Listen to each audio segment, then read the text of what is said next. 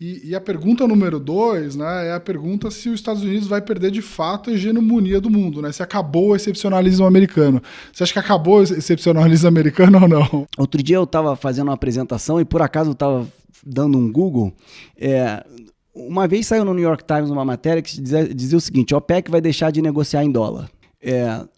Outra vez também saiu uma notícia na Bloomberg Business Week dizendo que o dólar vai deixar de ser moeda de reserva. E por acaso, essas duas matérias saíram em 1970.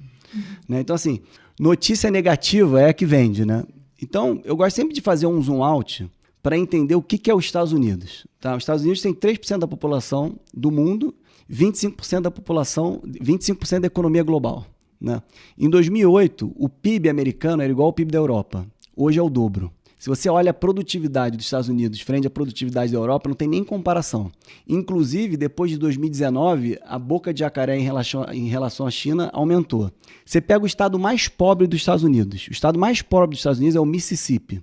Tem um PIB per capita semelhante ou maior do que todos os países do G7. O PIB per capita do Mississippi, que é o estado mais pobre dos Estados Unidos, é 5 vezes maior do que o PIB per capita do Brasil.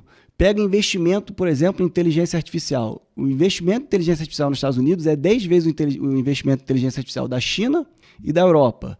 90% das transações de câmbio do mundo são em dólar. Você pega as 10 maiores empresas do mundo, 9 são americanas e uma é da Arábia Saudita, que é a Saudi Aramco. E aí a gente pode continuar aqui falando por horas e horas. E outro ponto interessante, que poucas pessoas falam, que é demografia.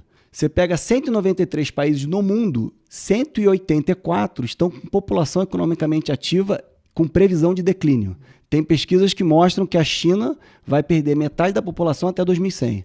Um dos únicos países desenvolvidos que isso não acontece, dos 9, o único país desenvolvido é os Estados Unidos, que não acontece isso. Por que não acontece? Por imigração. As melhores faculdades estão lá. Quem não gostaria de morar lá, mandar filho, filha, neto e neta? Né? E é interessante isso, porque se você olha, por exemplo, as 500 maiores empresas americanas, metade delas foi fundada por imigrante ou filho de imigrante. É que a gente esquece. O Google foi fundado por um russo, que é o Sergey. A NVIDIA, de Jensen Huang, é de Taiwan. Os CEOs das maiores empresas do mundo, do Google e Microsoft, são indianos e por aí vai.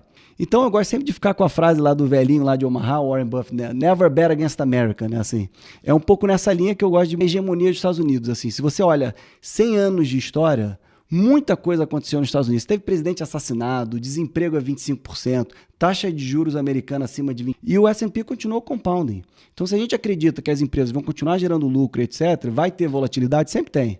Mas é um caminho esperado aí para os Estados Unidos. Perder a hegemonia significa que ele vai perder o primeiro lugar para